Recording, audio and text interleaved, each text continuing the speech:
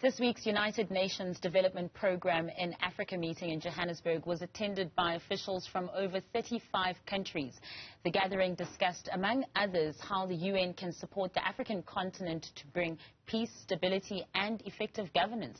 Now, for more on this conversation, we're now joined by Bongani Matomela, the Governance Program Manager at UN Development Programme in South Africa. Bongani, thank you so much for joining us this evening. Now, let's talk a little bit about this conference. Who was in attendance? What was the objective and what was top of the agenda? Good evening and thanks for the opportunity, and good evening to the viewers as well. This was a gathering of UNDP officials across the continent. Over 35 countries were represented from the South, East, West and Central Africa. This was to discuss the ways that the UNDP and part of the UN family can help to bring about stability and peace and ensure that political transitions in the continent are very smooth. The UNDP in particular is one of the key agencies that is responsible for assisting various countries to ensure that there's peace and stability, that the elections are held free and fair, that there is high levels of participation in the electoral processes, and that there is an attempt to ensure that the violence that sometimes raises ugly heads in other parts of the continent, like in Central Africa, in Western Africa, in the Horn of Africa, is dealt with, and to find ways and mechanisms of stopping that and eliminating that in the ultimate end.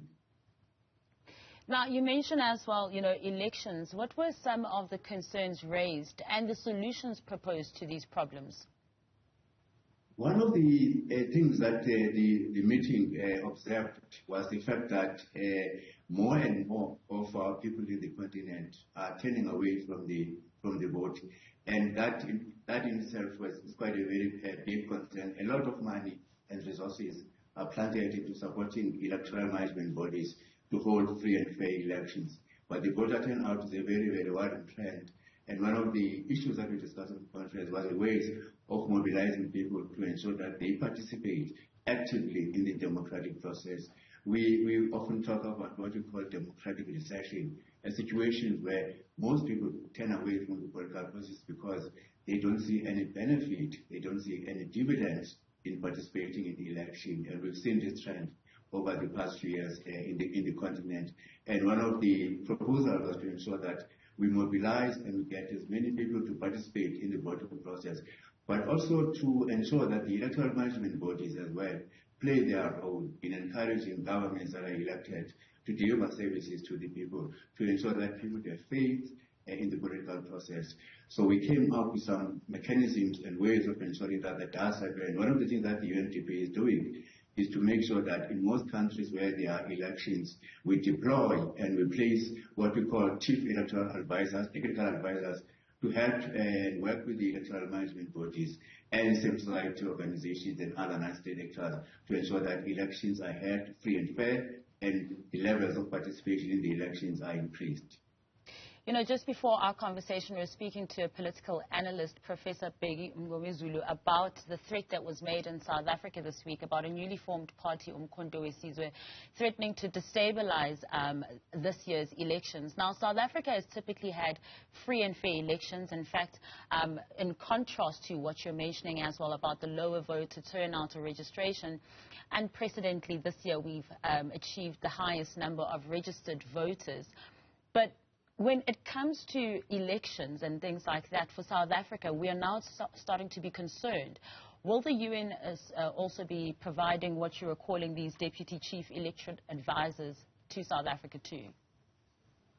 Indeed, we are in discussion with the Electoral Commission here in South Africa, and this is part of the assistance and the contribution of the UNDP to ensure that South Africa, I think, maintains its position as one of the most peaceful countries in the continent, and we must make sure that the Electoral Commission is provided with support that is necessary to deal with issues like conflict and violence that may rear their ugly heads in certain parts of the country, to ensure that we combat and eliminate mis and disinformation during the election period, but also to ensure that we've got observers on the ground, both local, that will be able to assist and to ensure that the elections are fair and free, and nobody is prevented from exerting their right. As the UNDP in South Africa in particular, we're working very closely with the Electoral Commission to ensure that the elections are free and fair. We do acknowledge that these elections are highly contested,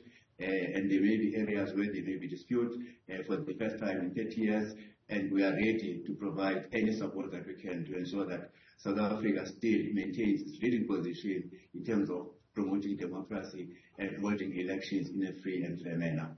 That's encouraging to know, also considering how big of a problem mis- and disinformation is, particularly when it comes to election time. But before I let you go, moving along from elections, you know, the UN Security Council has voiced concerns over the escalating violence in Congo, where there has been fighting for decades now. But now it's reached what it seems to be an untenable situation with killings, rapes, and hundreds of thousands of people who are being displaced. What has the UN done to better things for the people in Congo, and was Congo top of the agenda? Yes, indeed. I think we discussed extensively, I think, the resurgence of some conflicts in certain parts of Southern Africa, Central Africa, West Africa, and also in the Horn of Africa. One of the things that as the United Nations Development Program, together with the big UN family, is to deploy what we call peace and development officers to work alongside all the other efforts, be they military or otherwise, to ensure that peace and stability is maintained, and to assist countries that have come through some elections and where there's contestations, to ensure that the political transition is very smooth. So I think one of our contributions is to make sure that we have these peace and development officers, and it's an offering that we have made as the United Nations Development Program to assist other efforts in the continent and globally to bring peace and stability in places like the Democratic Republic of Congo and other parts of the continent. And you've just touched on this, but briefly before I let you go, just a short one. Following this week's meeting, how will what was discussed translate into action? And how do we know that it's not going to be just another talk shop? Well, there's a couple of things that we identify as needing urgent attention. And one talks to the issue of ensuring that we increase the participation of the public and to ensure that there's confidence in the electoral system with the widening trend of low voter turnout. There are about 19 elections that are going to be happening in the continent this year, and the United Nations Development Program talked about the need to support each other from various countries to reinforce our capacity to ensure that the elections are free and fair and as many people are able to participate and exercise their democratic right to vote, but also to ensure that we make the most use of the ways that we have in other, the experiences we've had in other countries on how we can make the use of the peace and development officers to assist with the political transition, ensure that there is stability, and to make sure that governments that are elected are functional and they are able to discharge their responsibilities to ensure that there is stability in the continent. And that's certainly what those 19 countries do deserve. Thank you so much for your work, your time, and your efforts with us.